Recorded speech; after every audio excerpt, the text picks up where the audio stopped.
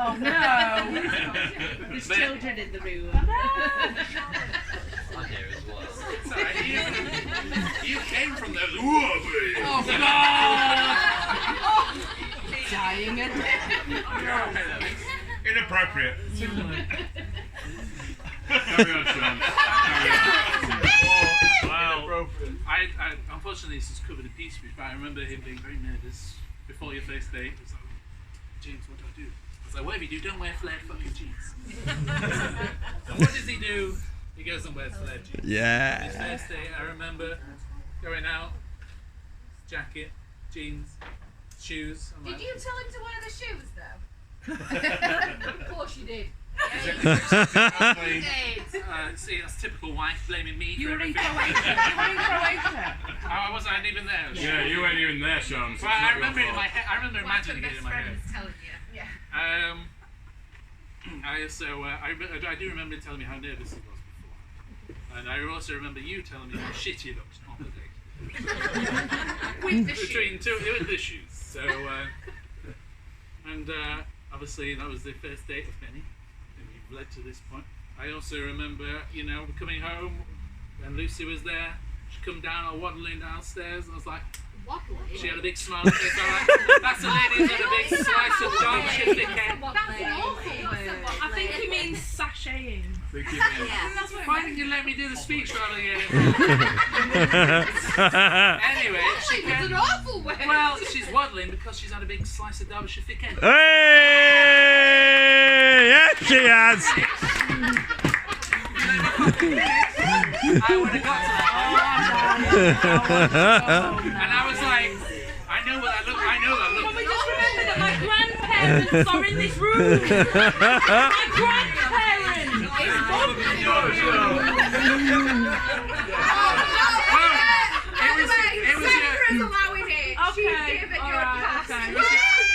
It was your grandparents who told me to sing. Okay. But more than that, over the time, obviously everybody's aware that Pete's sleeping pattern is way off. Oh yes. He goes to bed at 2 in the morning after jizzing off to Conor McGregor. And then obviously Lucy has a normal sleep schedule, so she'd come downstairs and we'd have a nice chat, and that's where we became more than just Pete's girlfriend. We became friends. Yes, we did. And I loved our little chats, and I've been talking about slagging Pete off, and how we were going to rip up those flared jeans. And then obviously time went on, and with the Sharmada went on, Lucy became a part of the Sharmada family. It should have been Pete and Lucy shed eventually. Sorry, Pete. At times I even joined in with their arguments when Pete was between jobs and decided to spend £800 on a new Samsung phone and a VR headset, even though he had no job, and we were both like, yeah, that's a bad idea. Yes. We're unanimous on that one. As bad ideas go, that was a bass, I see it. And the thing I love about Lucy is that there's so many quirks. One story in particular, two stories. One story in particular, we went to Frankie and Benny's. Oh, yes, the bees. And we'd all ordered a full I didn't have breakfast. my glasses Lucy on. had Lucy had decided on a full breakfast. I think it was extra beans. Anyway, the waitress brings it all, and she goes, "Excuse me, look at my beans." And the waitress is like, "They're right there, madam." I'd like to raise a toast to the beans. The bees. Speaking of beans, Pete will be flicking the beans. Hey.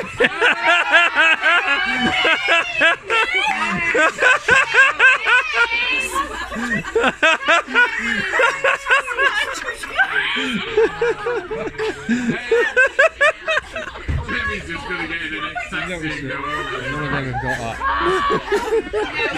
I want my mom! Oh, that tape. Stop telling me what to do. We want more. It's alright. You came from here. She knows all I about it. How do you think you were made? A bit of foreplay.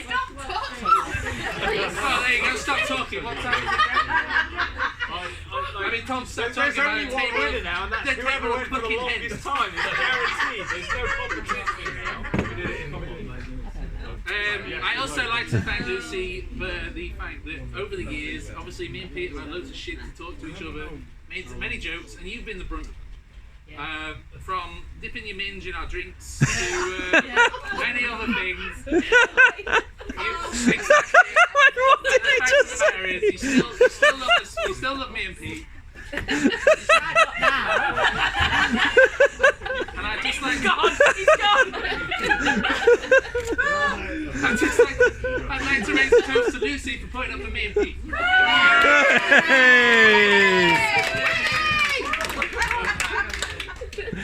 Lucy, you're the best. And on a personal level, this is more of a serious note. I'd like to thank you, both of you, for introducing me to the love of my life. And now I'm married and going bowling. Thank you very much. Yeah, you're welcome. But no, without you, I would never have been. Here he is. Speaking of Michelle, the bridesmaid. Everybody, John's here! No, John, no! Yeah, John.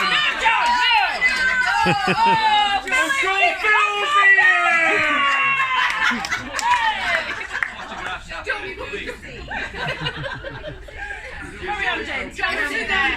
Come on, John, sit there. Uncle Yeah, Phil. John. I never met you before, Uncle Phil. Not me, you We're all a bunch of cackling things. Unbelievable. Sorry, John, you're alright. You're a lad.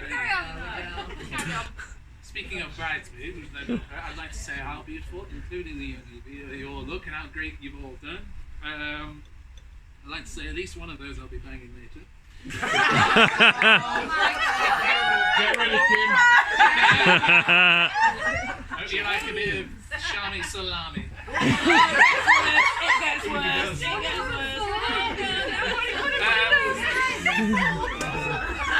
I'd like to congratulate the bridesmaids on putting on a fantastic Hindu for Lucy. She told me in the car on the way home she had a great time. And thank you for making all the mess for me to clear up the next day. I appreciate that. And it was fantastic. Now on to the most important subject. Just says here, Pete. That's me. I'd like to start off by thanking all these lads here for the wonderful stag do. Where's the box? Shit. Here's the box. Oh, Here's the wallet you were supposed to have. Oh. I warn you now, it's from China, made by some poor Chinese kid with one New finger. York? But it's from China. Right. New York's in China now. Oh no. It's not Just look at the- Pete's only on it, I For those who don't know, Pete once took a photo of himself holding his testicles out as a coaster for a martini glass. And that is what is there. Oh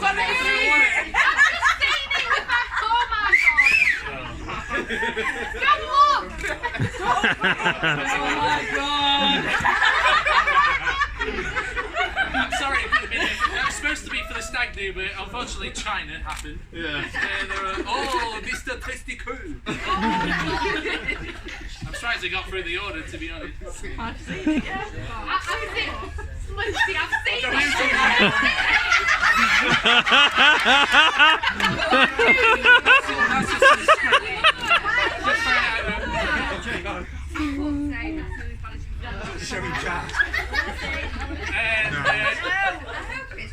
I'd like to. Phil was there.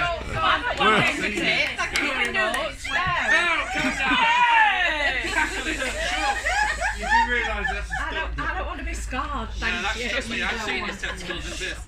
They're real. I'd like to thank all these lads here and everybody, Warren, for helping the stag do. Part of the speech was about Warren. I was going to say one job, Warren, glasses, and he didn't.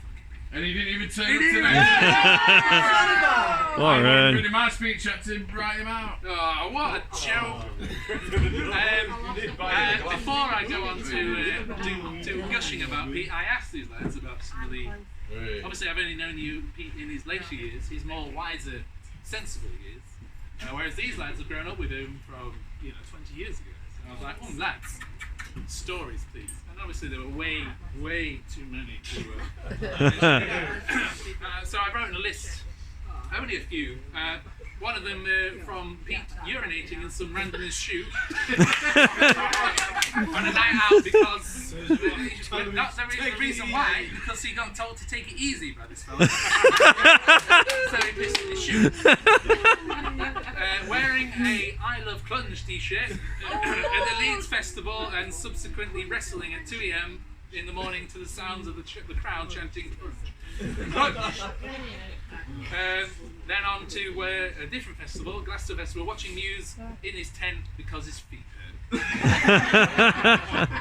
Then other things, including doing a milk challenge with, I think it was Warren, and eventually spewing up his own blood, and generally fighting most doormen within the Chesterfield region. Yeah, they're all down.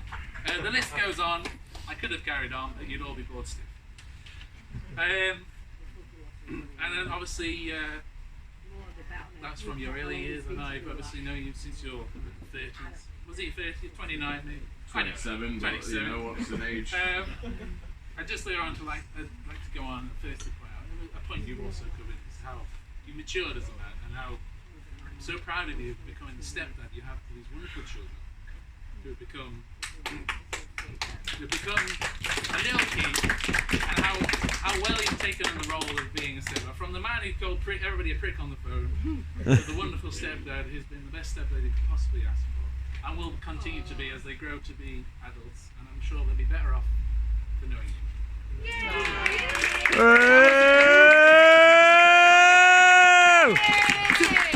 Stepdad of the year.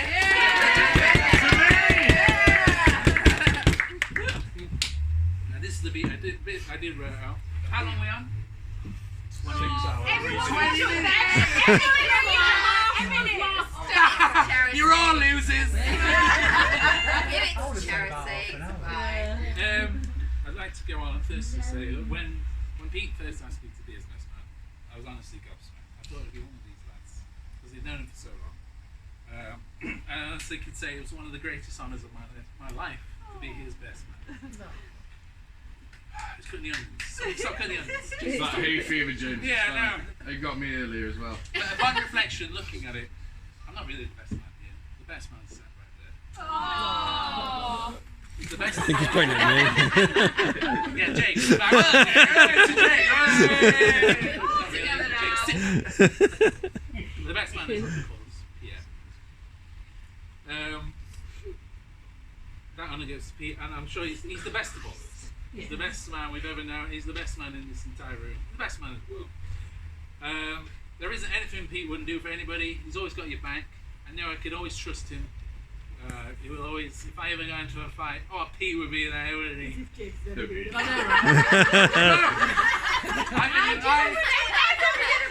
I've been in many a bar fight in my time. I got a paper cut the other day. He was like, suitcase. Cheers, Pete. But he's benevolent beyond his years, and I can trust, like as I say, I reiterate, I can trust you always have his back. And I couldn't imagine anybody else being my best friend. The thing I love about most over the years is just how unique our friendship has been, with all the individual moments and stories we've come up with over the years, such as, and I'm going to bore you all to death because you won't know what the fuck I'm on about, such as the Cuban dictator Al Zarate, who we got from watching a game of Rocket League on YouTube. No, our penises weren't out. To the ex-porn star turned detective Dick Ragger, and more randomly, once when I was watching a episode of Countdown in the morning, yes, I'm that cool. The letters BWOMP were on the screen, and we came up with a family called the Bwomps. Because Pete just happened to go past and go, Bwomps. But of the Chesterfield Bwomps, because the Sheffield Bwomps are twats. We don't like those bastards, do we? No. You both married Sheffielders, so be careful. We all make mistakes, don't we? And see many, many characters, including on my stag do, Frank, the homophobic concierge, because me and Pete had to share a cozy double, and that was the name on the website. And we just came up with a really crazy story that the concierge downstairs was like, "You quiz, puffs," you know. So I could go on. Though. Imagine if Frank was real. Well, he was. He was. He came into our room and like, "Puffs, get out of this room." We were spooning. We were 69 in at that point. I want to go home. And it's all those. It's nearly this last bit. And it's all the random funny moments that I love about being Pete's friend. So many over the years. Pretty much every time we meet up, there's a new story. And to now, where we just message each other going, "Shite." And that's it, shite. No one else finds that funny, but we do. I piss myself. And the thing I love about being Pete's friend, I know everybody else here is Pete's friend. They all have those individual moments. Everybody else has that specific, sound like a holiday patching, experience. And he makes it unique for you, and he gives you all his love. And that's one of the greatest things a kid ever experienced. That's about it. I've got one last thing, and that's it. You'll be pleased to know. It's nothing to do with... Okay, yeah. It says here, anyway, that's enough of me waffling. I'm sure you're all bored with your tits by now. And so I'd like to close out with this little statement. I don't know what it was. There are two things, we all know there's two things said in life, which is living, shut up, the Perry, all of you, shut up. Death and life. Since knowing you two and knowing you're getting married, there are three things said in life. It's life, death, and the love you have for each other. Aww. To the bride and All groom. right now. I forgive everything.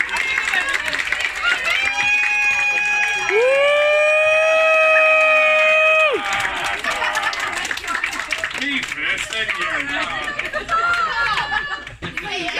What time is it?